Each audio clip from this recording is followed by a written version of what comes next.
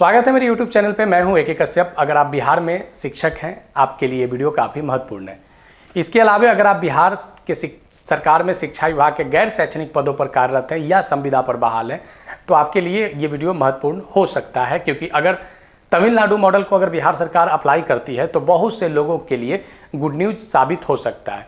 यहाँ पे जो आज टॉपिक पे चर्चा करेंगे कि जो यहाँ पे बिहार सरकार के 8 सदस्यीय जो टीम गठित किया गया था और ये टीम तमिलनाडु से अपनी रिपोर्ट को बनाकर लाई है और यहाँ बिहार सरकार के शिक्षा विभाग में 5 दिनों के अंदर ऐसा कहा जा रहा है कि इस रिपोर्ट को सबमिट कर दिया जाएगा।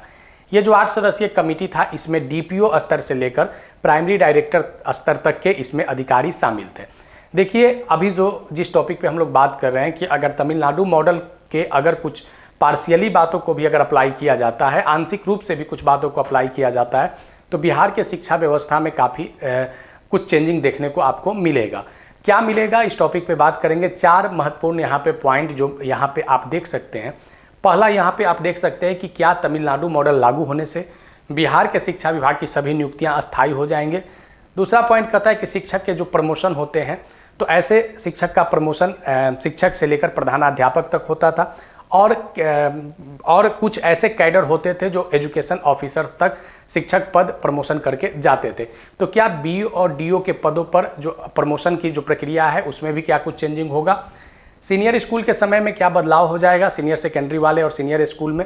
गैर शैक्षणिक कर्मचारियों को क्या सेवानिवृत्ति और पेंशन का लाभ मिलेगा। 4 यहाँ पे यक्ष प्रश्न है और इस वीडियो में आप लास्ट तक चारों प्रश्न को जरूर आंसर देख लीजिएगा कि कौन कौन सा इसमें क्या चेंजिंग होगा बिहार और तमिलनाडु के तुलनात्मक अध्ययन में। वरना चैनल में अभी नए जुड़े हैं तो आप सब्सक्राइब करके बेल आइकन को जरूर दबा दीजिएगा।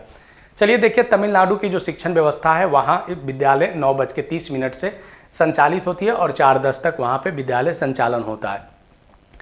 बिहार की अगर बात करें तो बिहार में भी लगभग 1 जुलाई 2024 से 9 बजे से लेकर 4:30 तक प्रारंभिक, मध्य माध्यमिक और उच्च माध्यमिक विद्यालय का संचालन यहाँ पे भी किया जा रहा है। इसके अलावा बिहार में एक बात को और यहाँ पे नोटिस किया गया था कि जो शिक्षक हैं वो विद्यालय का जो टाइमिंग है उससे 10 मिनट पहले पहुँचेंगे।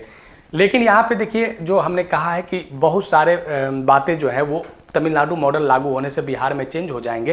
तो यहाँ पे आप देख सकते हैं कि बिहार में जो पहला हमने बात कहा था कि क्या बिहार में शिक्षा विभाग की सभी नियुक्तियाँ अस्थायी हो जाएंगे। अभी आप बिहार के शिक्षा व्यवस्था में जो गैर शैक्षणिक पद हैं, वहाँ पे आप देखते होंगे कि संविदा पर या कॉन्ट्रैक्ट के आधार पर यहाँ पे नियुक्तियाँ किए जाते हैं। खास करके विद्यालय प्रांगण में उपस्थित जो रसोइया होते हैं या अन्य जो गैर शैक्षणिक पदों पर जो कार्यरत होते हैं, उन लोगों की भी नियुक्ति अस्थायी हो जाएगा। और यहाँ पे दूसरा जो पॉइंट आप देख रहे हैं शिक्षकों के प्रमोशन को लेकर, तो शिक्षक के प्रमोशन के लिए बिहार शिक्षा विभाग की नियमावली के अनुसार शिक्षक कैडर में 50% प्रमोशन का आधार विद्यालय शिक्षक से रहा था। अभी कुछ हाल के दिनों में जब आप पहले जाएंगे तो देखेंगे कि ये कैडर को चेंजिंग करने की बात चला था, लेकिन शिक्षा विभाग के कुछ संगठनों ने इसका विरोध जताया, कहा कि नहीं, शिक्षा विभाग के जो प्रशासनिक कैडर है वो शिक्षा विभाग से ही संबंधित रहेगा। अभी जो यहाँ पे आप देखेंगे कि जो बिहार में जो डीओ और बीओ रैंक के जो अधिकारी होते हैं, डिस्ट्रिक्ट एजुकेशन अफसर और ब्लॉक एजुकेशन अफसर, तो ब्लॉक एजुकेशन अफसर तक के जो प्रमोशन की जो प्रक्रिया होते थे, तो ये आपके शिक्षा विभाग से ही 50% सीटें आरक्षित हो जाते थे। और जो आप डीईओ का जो पद देख रहे हैं, इसमें बीपीएससी जैसे एग्जामिनेशन, जो सिविल सर्विस का एग्जामिनेशन होता है, उसके थ्रू डीईओ रैंक के इधर हाल के दिनों में कुछ भर्तियां किए गए हैं जिला शिक्षा पदाधिकारी के पद पर। आने वाले समय में तमिलनाडु मॉडल के आधार पर अगर लागू होता है तो यहाँ पे जो 50% जो ऑफिशियल प्रमोशन का जो आरक्षण पहले से लागू है बिहार में, उसको बढ़ाकर 75% कर दिया जाएगा। यानी शिक्षक बन सकते हैं बीईओ और डीईओ। ठीक है, चलिए आगे देखिए तीसरा नंबर पॉइंट कि क्या स्कूल के टाइमिंग में बदलाव हो जाएगा। तो अभी हमने कहा कि वहाँ 9:30 से विद्यालय शुरुआत होता है, लेकिन यहाँ जो एक मुख्य बात क्या है कि तमिलनाडु में 9:30 से जो सीनियर सेकेंडरी और सीनियर जो स्कूल होते हैं, तो वहाँ का टाइमिंग जो है वो अलग समय पे संचालित होते हैं। लेकिन यहाँ पे देखिए कि तमिलनाडु मॉडल में सुबह 8 बजे से लेकर 9 बजे तक जो सीनियर सेकेंडरी के स्टूडेंट हैं, उनके लिए 8 बजे से 9 बजे तक सुबह में स्कूल खुल जाती है। 1 घंटे का उनको जैसे ट्यूशन टाइप का या कोचिंग टाइप का 1 घंटे का उनको स्टडी पहले करवा लिया जाता है। उसके बाद 9:30 से जो प्राइमरी और अपर प्राइमरी है उसका स्कूल का संचालन 9:30 से शुरू होता है। इसके अलावे आप जब देखेंगे तो तमिलनाडु मॉडल में सीनियर सेकेंडरी स्कूल का जो लास्ट टाइमिंग है, लास्ट ड्यूरेशन है, तो वे सारे बच्चे 4 बजे से लेकर 5 बजे तक रहते हैं। तो आने वाले समय में अगर तमिलनाडु मॉडल लागू बिहार में अगर इस पैटर्न पे अगर किया जाता है तो बिहार में भी स्कूल का टाइमिंग बदल सकता है सेकेंडरी और सीनियर सेकेंडरी स्कूल का, क्योंकि यहाँ पे 8 बजे से लेकर 5 बजे तक की संभावना देखा जा सकता है। चौथा जो यहाँ पे जो प्रश्न है कि जो गैर शैक्षणिक पद, बहुत से बिहार में गैर शैक्षणिक पद पर जो शिक्षा विभाग से संबंधित है, वह चाहे अकाउंटेंट का पद हो या स्कूल से संबंधित जो संविदा कर्मी हैं, उन सभी पदों पर कुछ बदलाव हो सकते हैं।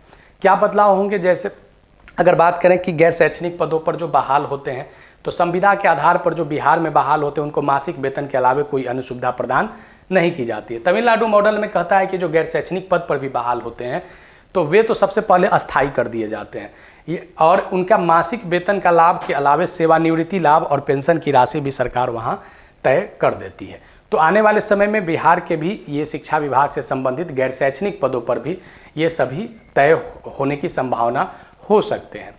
चलिए, इस वीडियो के माध्यम से बिहार और तमिलनाडु मॉडल में कुछ हम लोगों ने यहाँ पे जो स्टडी किया है, तो आने वाले समय में बिहार में शिक्षक और गैर शैक्षणिक पदों पर कार्यरत लोगों के लिए एक गुड न्यूज बिहार सरकार दे सकती है। चलिए आगे फिर मिलेंगे हम लोग एक नए टॉपिक पे। अगर न्यू व्यूअर हैं और चैनल सब्सक्राइब नहीं किए तो चैनल सब्सक्राइब करके बेल आइकन को आप ज़रूर दबा दीजिएगा। लाइक और शेयर करना बिल्कुल ना भूलें। अगर कोई सुझाव होगा तो आप कमेंट में ज़रूर लिखिएगा। मिलेंगे नेक्स्ट वीडियो नेक्स्ट टॉपिक में। धन्यवाद।